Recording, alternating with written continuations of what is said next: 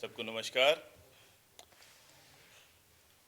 हरियाणा सरकार का अनुसूचित जाति विरोधी चेहरा सामने आया है कि किस प्रकार से मौजूदा जो हरियाणा सरकार है उन्होंने किस प्रकार से जो कॉरपोरेशन का चुनाव होना है उसके अंदर जो वार्ड्स की संख्या थी अनुसूचित जातियों के लिए आरक्षित जो कि 4 थी उनको घटाकर 3 कर दिया गया।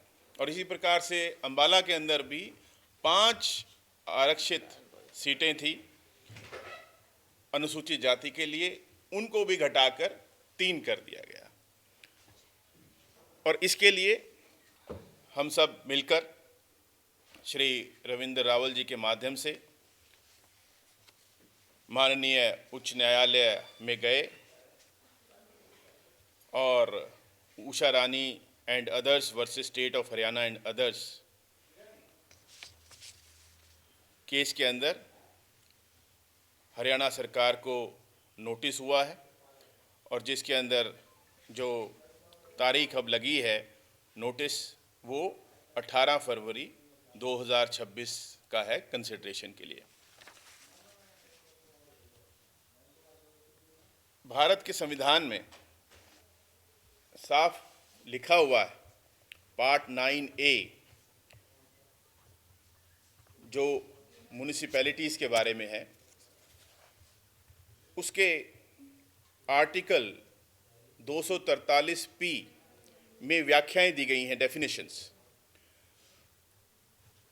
आर्टिकल 243P के G में पॉपुलेशन का अर्थ दिया गया है कि population means the population as ascertained at the last preceding census of which the relevant figures have been published. यानी कि जो जनसंख्या है उसका जो आधार होगा वो सेंसस होगा। सेंसस आप भली भांति जानते हैं कि 2011 के बाद अभी तक नहीं हुआ है, यानी कि जो पिछला सेंसस है जिसकी संख्या पब्लिश हुई है वो 2011 का है। और आप भली भांति जानते हैं जो पिछला चुनाव हुआ हमारा कॉरपोरेशन का वो भी उसी सेंसस के आधार पर हुआ था। तो अब ऐसी क्या नौबत आई कि आपने वार्ड बंदी करी, सरकार ने भी वार्ड बंदी करके वार्ड उतने ही रखे, 20 के 20 वार्ड हैं। और आप जानते हैं कि ना तो जो सीमा है म्युनिसिपल कॉरपोरेशन पंचकुला की ना वो घटी है ना वो बढ़ी है, जितनी थी जो यथास्थिति थी वही है आज भी। लेकिन हैरानी की बात यह है कि हरियाणा सरकार के द्वारा ये बताया गया कि जो अनुसूचित जाति की आबादी है वो 29,212 संख्या घट गई। कैसे घट गई? जो कि 2020 में 70,679 बताई गई थी, 29,000 से ज़्यादा घट गई। कैसे घट गई? सेंसस का डेटा तो वही है जैसे मैंने बताया। तो इन्होंने क्या किया कि परिवार पहचान पत्र, फैमिली इंफॉर्मेशन डेटा रिपोजिटरी, उसको बेस मान लिया, जबकि वो संविधान का सीधा सीधा उल्लंघन है, उसको बेसिस नहीं माना जा सकता। और आप भली भांति जानते हैं जब इस पर चर्चा विधानसभा में भी हुई थी, जब फैमिली आईडी आया था, इसका भरपूर विरोध कांग्रेस पार्टी के द्वारा किया गया था कि ये सही नहीं है। और उस समय के मुख्यमंत्री जी द्वारा फ्लोर ऑफ द हाउस पे ये कहा गया था कि परिवार पहचान पत्र अनिवार्य नहीं है। तो जो जानकारी अनिवार्य है ही नहीं, उसको आप जनसंख्या का आधार कैसे मान सकते हैं? और इसी से ही ये दर्शाया भी जा रहा है कि ये जो जनसंख्या घट गई, ये इसीलिए घट गई क्योंकि सभी ने परिवार पहचान पत्र नहीं बनवाया, क्योंकि वो अनिवार्य है ही नहीं। और जब हमारे देश का संविधान कहता है कि जनसंख्या का मतलब सेंसस, और सेंसस आपको पता है, सेंसस अनिवार्य है, वो कंपलसरी है। परिवार पहचान पत्र कंपलसरी नहीं है, वो अनिवार्य नहीं है। तो इस प्रकार से ये जो इन्होंने किया, ये बिल्कुल गलत किया गया है, और इसी का संज्ञान माननीय उच्च न्यायालय द्वारा लिया गया है। इसके अंदर उषा रानी जी के साथ साथ हमारे जो कॉरपोरेटर्स हैं, सलीम खान जी, परमजीत कौर जी, गुरमेल कौर जी, पंकज जी, संदीप सिंह जी, नरेश रावल जी, सभी के माध्यम से ये सिविल रिट पिटीशन दायर की गई है स्टेट ऑफ हरियाणा के खिलाफ, director urban local bodies, commissioner municipal corporation Panchkula, deputy commissioner Panchkula, law and justice department Haryana और स्टेट इलेक्शन कमीशन हरियाणा। एक बात तो यही है जिसका हम भरपूर विरोध करते हैं, कड़ा विरोध करते हैं, कि हमारी जो रिजर्व सीट्स हैं उनकी संख्या घटाना और गलत तरीके से, जैसे मैंने कहा कि सेंसस को आधार ना मानकर परिवार पहचान पत्र को आधार माना गया है, जो कि आप जानते हैं कि वो अनिवार्य है ही नहीं, और इसी कारण से जनसंख्या घट गई। नहीं तो जब देश की जनसंख्या बढ़ी है, प्रदेश की जनसंख्या बढ़ी है, तो हमारे पंचकुला की जनसंख्या और अनुसूचित जातियों की जनसंख्या कैसे घट सकती है? नहीं घट सकती। इसी प्रकार से जो BC-A और BC-B के वार्डों के अंदर जो आरक्षण हुआ है, उसके अंदर भी दोनों वार्ड महिलाओं के लिए आरक्षित कर दिए गए। ठीक है, सब हम चाहते हैं महिला शक्ति आगे आए, लेकिन इस प्रकार से क्या हुआ है कि दो ही वार्ड BC-A और B के लिए रिजर्व हैं, दोनों ही के ही दोनों महिलाओं के लिए रिजर्व हो गए, यानी कि 100% रिजर्वेशन विमेन के लिए हो गई है। इसके ऊपर भी माननीय उच्च न्यायालय ने संज्ञान लिया है कि 100% रिजर्वेशन नहीं हो सकती।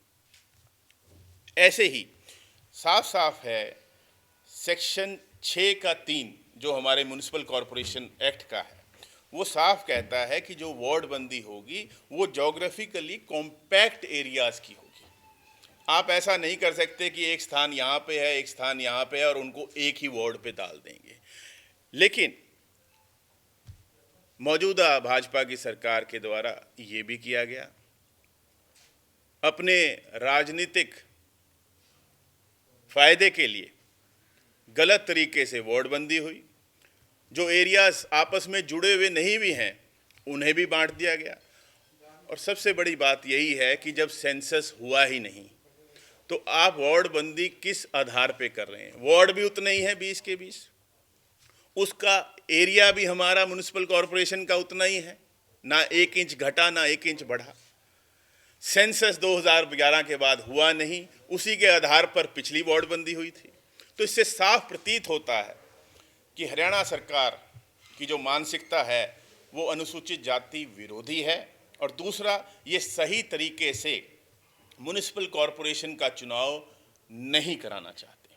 आपने देखा है कि आमतौर पे हमारे सभी जो कॉरपोरेटर्स थे, मेंबर्स थे म्युनिसिपल कॉरपोरेशन के, बार बार ये बात उठाते थे कि समय से बैठक तक नहीं कराई जाती कॉरपोरेशन की, और ये पूरे हरियाणा में यही स्थिति।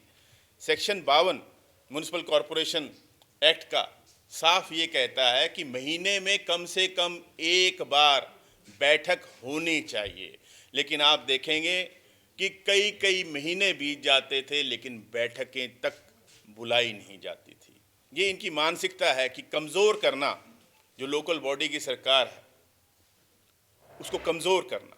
और अब ये जो काम किया जा रहा है, जो कृत्य इन्होंने किया कि अनुसूचित जातियों की जो सीटें घटाई हैं, इसका हम भरपूर विरोध करते हैं। और जैसा मैंने कहा कि इसका संज्ञान माननीय उच्च न्यायालय में जस्टिस हरसिमरन सिंह सेठी जी एवं जस्टिस विकास सूरी जी की कोर्ट में ये मामला पहुंचा है, और उन्होंने इसको जो है नोटिस करके कंसिडरेशन की जो अगली तारीख है वो 18 फरवरी 2026 रखी है। इसके अलावा और जानकारी जो है हमारे आदरणीय रविंद्र रावल जी आपको देंगे। धन्यवाद एमपी साहब, आपने हमारा इतना बड़ा कार्य ये जो शुरू कास्ट वाला था, आपके दिशा निर्देश अनुसार हम सभी पार्षद साथी मिलकर उच्च न्यायालय गए थे। आपने विस्तार से बताया कि वहाँ नोटिस हो गया है, कंसल्टेशन रखी गई है। हम आपके द्वारा आप मांग करते हैं हरियाणा सरकार से कि इनको उच्च न्यायालय का सम्मान करते हुए अगली तारीख तक इस विषय में कोई कार्रवाई नहीं करनी चाहिए।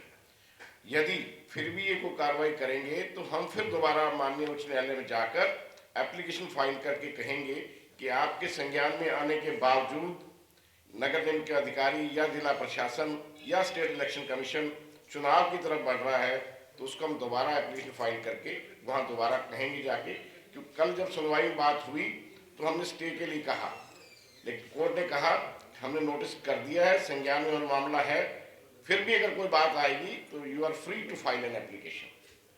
तो ये सारी चीज़ें मैं धन्यवाद दूँ एमपी साहब का, जिन्होंने हमें गाइड किया और सबको मोटिवेट किया। हम सबको इकट्ठा करके जो अनैतिक कार्य सरकार कर रही है, धक्का कर रही है, उसको चैलेंज करने के लिए हमें प्रेरित किया और उसके बाद आज हम आप सबके बीच में हैं। आपका इस विषय में प्रश्न कोई हो तो माननीय सांसद महोदय आपके बीच में। धन्यवाद। देखिए, हम तो यही कह रहे हैं ना कि ठीक तरीके से चुनाव कराएं, हमें तो आपत्ति थोड़ी ना है, हमें तो खुशी है, चुनाव होने चाहिए, जनता की आवाज़ उठनी चाहिए।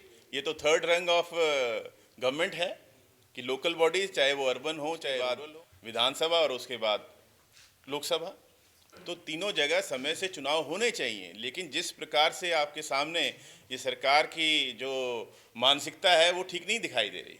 ये तो चाहते ही नहीं कि सही तरीके से चुनाव हो। और जैसे आपने कहा कि आज भी ड्रॉ है, तो जैसे अभी रावल साहब ने बताया कि हम तो चाहते हैं कि ये ड्रॉ भी अभी नहीं होना चाहिए, कि पहले जो वार्डबंदी गलत तरीके से हुई है उसमें सुधार हो, जो रिजर्वेशन इन वार्ड्स गलत तरीके से हुई है उसको ठीक किया जाए, उसके बाद चुनाव कराया जाए। देखिए, ये संविधान को तो मानना पड़ेगा।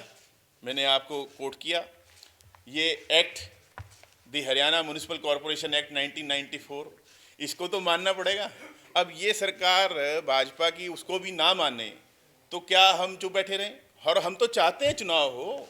हमारी प्रेयर भी है कि उसी वार्डबंदी में करा लो चुनाव, ये भी कहा। हाँ, जो प्रेयर लिखी गई है पिटीशन के अंदर, उसमें साफ कहा गया है कि जो वार्डबंदी पिछले बार थी उसके ऊपर तो चाहे अभी आप चुनाव करा लें, कोई आपत्ति नहीं है।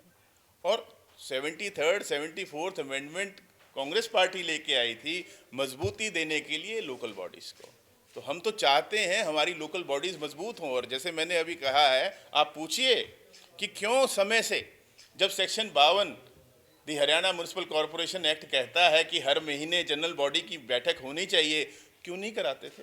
कमज़ोर ये कर रहे हैं या कौन कर रहा है? जी नहीं, ज़रूरी नहीं है, क्योंकि दो ही कारणों पे वार्डबंदी बदलेगी।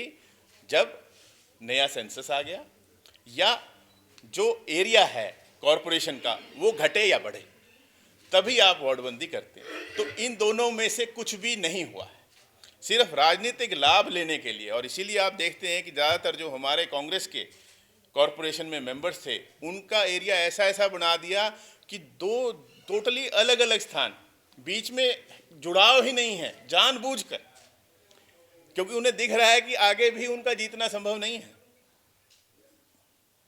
उनके परिवारजनों से भी बैठकर खूब चर्चा करी है। तो ये एक अच्छी एक शुरुआत है जिससे कि हमारा संगठन और मजबूत होगा। देखिए, अभी भी इसको भी चैलेंज किया गया है। यही बात है कि ये जैसे आज ड्रॉ हो रहा है, अभी ये ड्रॉ तो सबका इकट्ठा होना चाहिए ना, इकट्ठा होना चाहिए था। चैलेंज किया हमने, ये भी चैलेंज किया। देखिए, जिला अध्यक्ष, खास कारण अभी आपने सुना कि जिला अध्यक्षों के ट्रेनिंग का कार्यक्रम चल रहा है, तो वो कुरुक्षेत्र में है।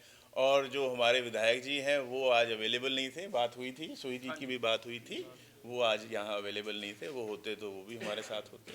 सब मिलजुल के चुनाव लड़ेंगे, मिलजुल के लड़ाई लड़ेंगे जी, और सब आपको एक छत के नीचे दिखाई देंगे काम करते हुए। हाँ, बाहर भी हो सकते हैं। और मैंने बताया कि हमने तो मिलकर ही जो है ये पिटीशन फाइल करी, साइन पिटीशन मिल के डाली। अभी ये देखिए जी, जैसे हमने कहा ना, अभी तो हमने इसको चैलेंज ही किया है, और उसके बाद भी जैसे जब ड्रॉ होएगा उसके बाद इसके ऊपर चर्चा होगी। ड्रॉ से पहले तो चर्चा होने का कोई बात नहीं है ना जी। वो महिला के लिए रिजर्व होता है, वो ओपन रहता है, वो किसी और तरह से रिजर्व होता है, वो समय बताएगा, उसके बाद मिलके फैसला होगा।